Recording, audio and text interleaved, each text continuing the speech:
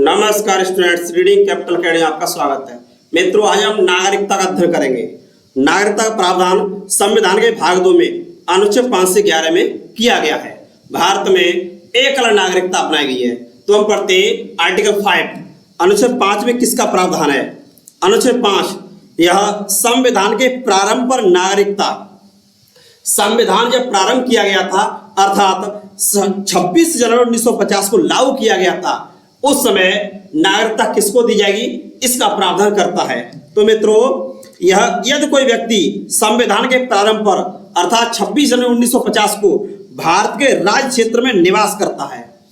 26 जनवरी 1950 को जब भारत का संविधान लागू किया गया था, उस समय भारत के राज्य क्षेत्र में निवास करता है और वह भारत के राज्य क्षेत्र में जन्मा हो, वह भारत के राज्य क्षेत्र में ही जन्मा हो या उसके माता पिता में से कोई भारत में जन्मा हो।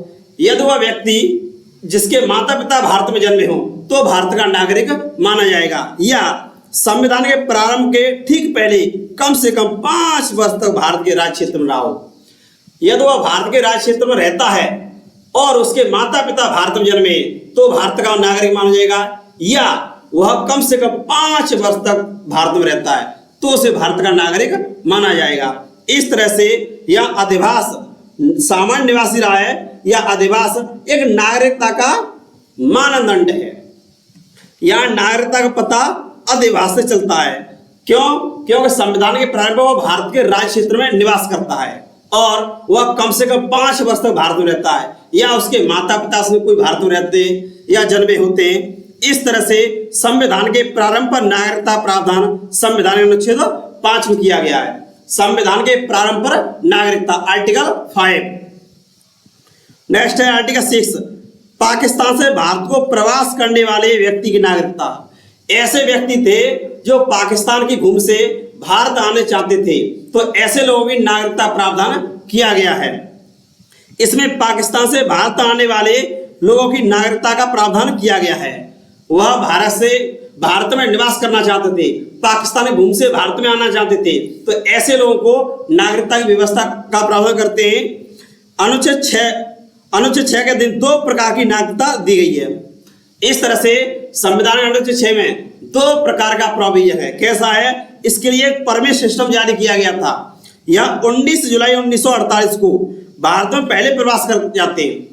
ऐसे लोग जो 19 जुलाई 1948 से पहले भारत में प्रवास कर जाते हैं, जो प्रवास कर गए थे, वह परमिट सिस्टम, क्योंकि 19 जुलाई 1948 को परमिट सिस्टम लागू किया गया था, इस तरह से 19 जुलाई 1948 से पहले ही प्रवास कर गए थे तो उनको संविधान के प्रारंभ पर भारत का नागरिक मान लिया गया था। लेकिन जो 19 जुलाई 1948 के बाद आए थे भारत में, लेकिन 19 जुलाई 1948 के बाद आए थे और उसके माता पिता या माता पिता में से कोई जन्म भारत में हुआ हो, प्रवास की तिथि से निवासी रहा हो, तो ऐसे लोगों को भारत का नागरिक माना गया था।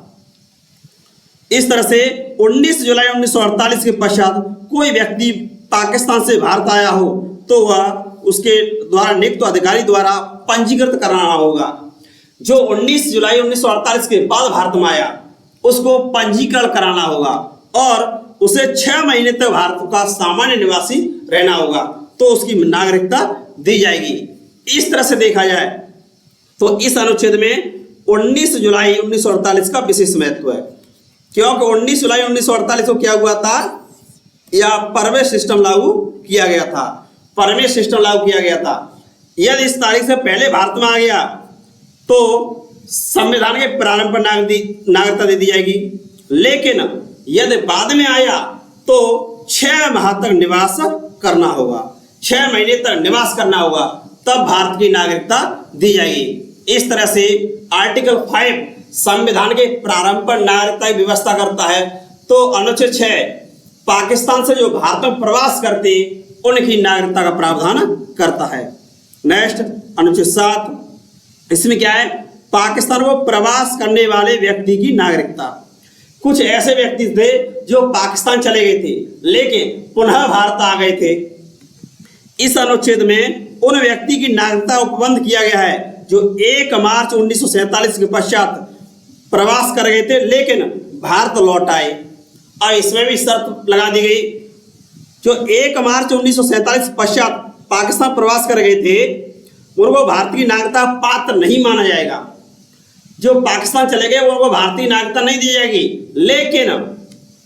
लेकिन जो व्यक्ति पुनर्वास के परमिट सिस्टम के आधार पर लौट आए उनको भारतीय नागरिकता दी जाएगी।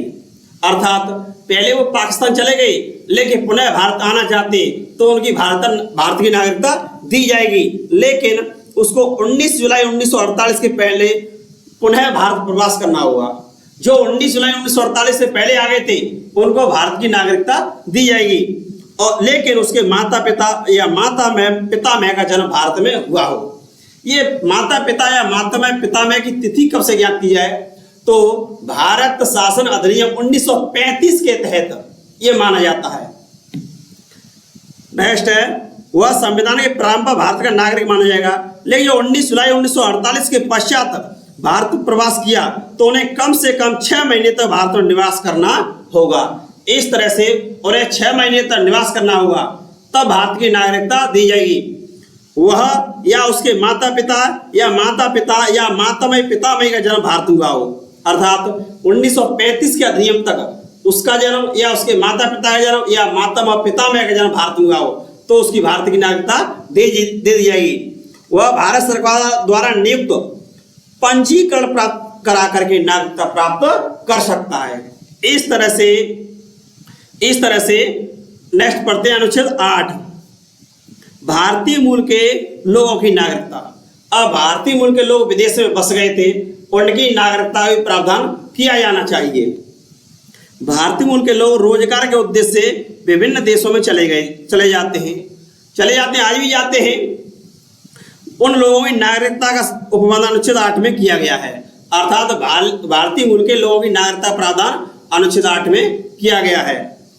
यह भारतीय संविधान वेत्ताओं की दूरदर्शिता का प्रतिफल है। इसके अनुसार कोई व्यक्ति या मातामह पितामह उनमें से भारत में जन्मा हो, यदि किसी व्यक्ति का जन्म भारत हुआ हो या माता पिता का या मातामह पितामह का जन्म भारत हुआ हो, वह भारत का नागरिक मान लिया जाएगा।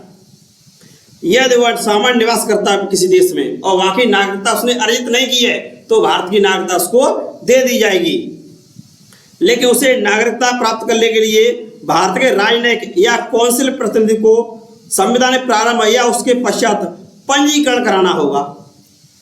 इस तरह से कोई भारतीय मूल का व्यक्ति या विदेश में रहता है, वह भारत की नागरिकता प्राप्त करना चाहता है तो अनुच्छेद 8 के तहत प्राप्त कर सकता है, लेकिन उसे पंजीकरण कराना होगा। इसमें भारत और बांग्लादेश और पाकिस्तान जो पहले एक ही हुआ करते थे, इस तरह से पाकिस्तान और बांग्लादेश इसमें शामिल नहीं किए गए हैं। नेक्स्ट है अनुच्छेद 9, विदेशी नागरिकता अर्जित करने पर भारतीय नागरिकता की समाप्ति। यदि कोई भारतीय नागरिक विदेशी नागरिकता अर्जित कर लेता है तो उसकी भारतीय नागरिकता समाप्त हो जाती है, लेकिन ये नागरिकता स्वेच्छा से अर्जित कर लेता है क्योंकि भारत में एकल नागरिकता है। इस तरह से ये 26 जनवरी 1950 से पहले पर लागू होती है, और बाद का मामला होता है वह भारतीय नागरिकता अधिनियम 1955 के अनुसार हल किया जाएगा। इस तरह से 1955 का नागरिकता अधिनियम नागरिकता के प्रावधानों से जुड़ा है। नागरिकता के तथ्य भारत सरकार के पास होते हैं। किसी व्यक्ति ने विदेशी नागरिकता प्राप्त कर ली है या उसकी नागरिकता निरस्त कर दी गई है तो नागरिकता के तथ्य किसके पास होते हैं? भारत सरकार के पास होते हैं। नेक्स्ट है अनुच्छेद 10, भारतीय नागरिकता के अधिकार का बना रहना। भारतीय नागरिकता के अधिकार का बना रहना, इस तरह से किसी भारतीय नागरिक की नागरिकता संसदीय कानून के अतिरिक्त किसी अन्य रीति से छीनी नहीं जा सकती। अब इस समय देखा जाए तो नागरिकता एक अधिकार है, इसे छीना नहीं जा सकता है, केवल संसद विधि बना करके ही छीन सकती है।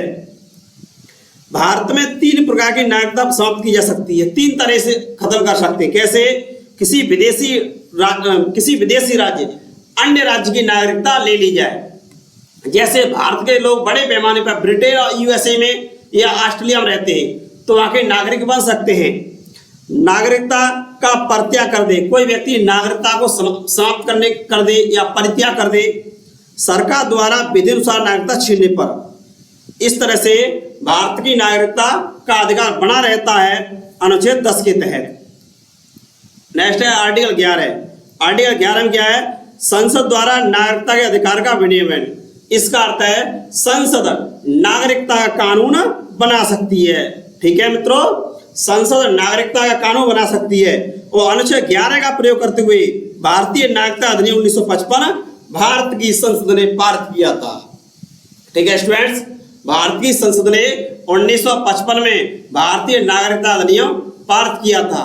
इस तरह से मित्रों संविधान के भाग 2 में अनुच्छेद 5 से 11 में नागरिकता का प्रावधान किया गया है। आर्टिकल 11 में कहा गया है संसद कानून द्वारा नागरिकता को विनियमित कर सकती है। इसी तरह से मित्रों इस तरह से हमने मित्रों आज संविधान का भाग 2 अनुच्छेद 5 से 11 का अध्ययन किया और नागरिकता से जुड़े पहले वीडियो को हम पढ़ चुके हैं। स्टूडेंट चैनल को शेयर कीजिए, लाइक कीजिए, कमेंट कीजिए।